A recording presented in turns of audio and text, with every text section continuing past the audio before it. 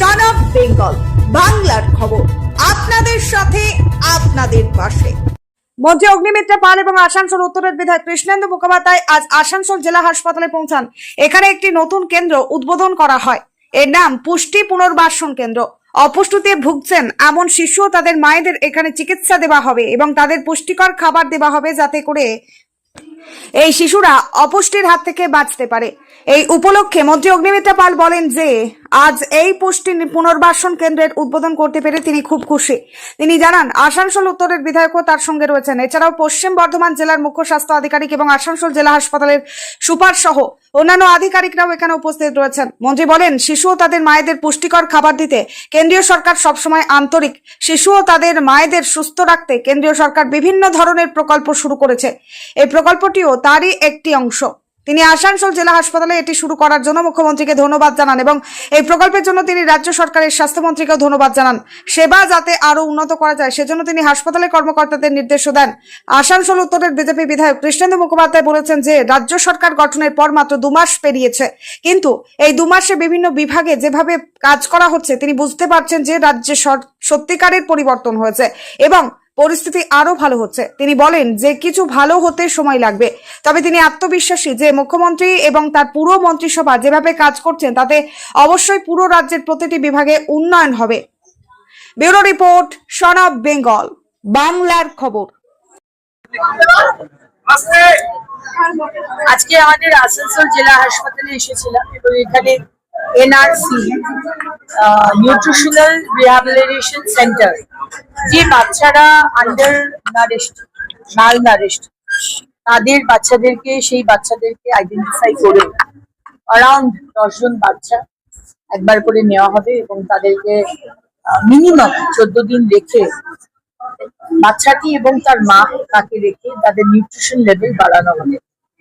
এটা একটি unique project, যেটা এর আগেও কেন্দ্র সরকার বারবার বলেছিলেন, আমাদের রাজ্যে সেগুলো হয়নি। এখন নতুন সরকার আসার পর সেগুলো হচ্ছে। প্রত্যেকটি হাসপাতালেই আমরা করার চেষ্টা করবো। এটা অত্যন্ত ইম্পর্টেন্ট, কারণ কি দেখুন, এই বাচ্চাগুলোই তো আমাদের আগামী দিনের ভবিষ্যৎ। আর তারা যদি ম্যালনারিশড হয় তাহলে তো আমাদের পশ্চিমবঙ্গ পিছিয়ে পড়বে। সুতরাং আজকে এখানকার সমস্ত ডাক্তারবাবুরা, আধিকারিক, সুপার সাহেব, ডেপুটি সুপার, সবাই, নার্সিং, ফ্যাটার্নিটি এবং যারা ডায়েটিশিয়ান, যারা দেখবেন এই পুরো বিষয়টি, তাদেরকে অনেক শুভেচ্ছা। এত সুন্দর একটি যারা ডাক্তাররা আছেন, স্বাস্থ্যকর্মী যারা রয়েছেন, প্রত্যেককে আজকে অভিনন্দন জানাই, শুভেচ্ছা জানাই। এরকম একটা নতুন উদ্যোগ নেওয়া হয়েছে এবং আমি দেখছি পরিবর্তনের পর বারবার নতুন ভাবে আমরা যে চিন্তা করেছিলাম যে পরিবর্তন যে হওয়ার পর পরিস্থিতিরও পরিবর্তন হবে, সমস্ত জায়গায় স্বাস্থ্য ব্যবস্থার পরিবর্তন হবে। আপনারা বুঝতে পারছেন, আস্তে আস্তে স্বাস্থ্য পরিষেবাটা আমরা সবার প্রচেষ্টায় একটা অন্য মাত্রায় নিয়ে যাওয়া হচ্ছে। একটু সময় লাগবে, মাত্র 2 মাস হয়েছে। আজকে 10 তারিখ, 9 তারিখ ছিল কালকে, মাত্র 2 মাস নতুন সরকারের বয়সে।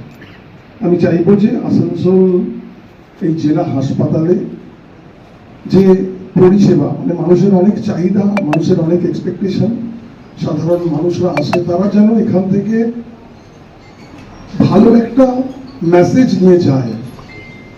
এতদিন আপনারা চেষ্টা করেছেন, কিন্তু বিভিন্ন প্রতিকূলতা ছিল, পেছনের জিনিসে আর যাচ্ছি না।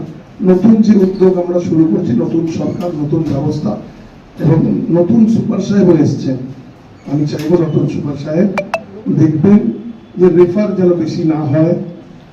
আমাদের যে বিষয়গুলো ছিল লাস্ট আরকেএস মিটিংয়ে যেগুলো আলোচনা হয়েছে সেগুলো একটু দেখে নেবেন এবং আমরা যেন একটা বিশ্বাসের জায়গা আসানসোল জেলা হাসপাতাল হয়, ভয়ের জায়গা যেন না হয়। সাধারণ মানুষ যেন পরিষেবাটা ভালো করে পায়, এটা আমাদেরও চাহিদা এবং আপনাদের মাধ্যমে জনগণ যেন এই পরিষেবা থেকে বিমুখ না। নমস্কার, আপনারা দেখছেন সন অফ বেঙ্গল বাংলার খবর। সন অফ বেঙ্গলের মাধ্যমে প্রত্যেকটা খবর সবার আগে আপনাদের কাছে পৌঁছে দিই আমরা। সন অফ বেঙ্গলের প্রত্যেকটা খবর ফেসবুক, ইনস্টাগ্রাম এবং ইউটিউবের মাধ্যমে শেয়ার করা হয়। আমাদের ফেসবুক পেজ, ইউটিউব এবং ইনস্টাগ্রাম আপনারা দেখুন, ফলো করুন এবং শেয়ার করে দিন প্রত্যেক সংবাদ প্রেমীদের কাছে। আমাদের ফেসবুক পেজে যান, সেখানে গেলে দেখতে পাবেন রাজনীতি, খেলার খবর এবং বিনোদন জগতের সমস্ত আপডেট সহ লোকাল খবরের খুঁটিনাটি উপলব্ধ। তাই সঙ্গে থাকুন, দেখতে থাকুন সন অফ বেঙ্গল বাংলার খবর।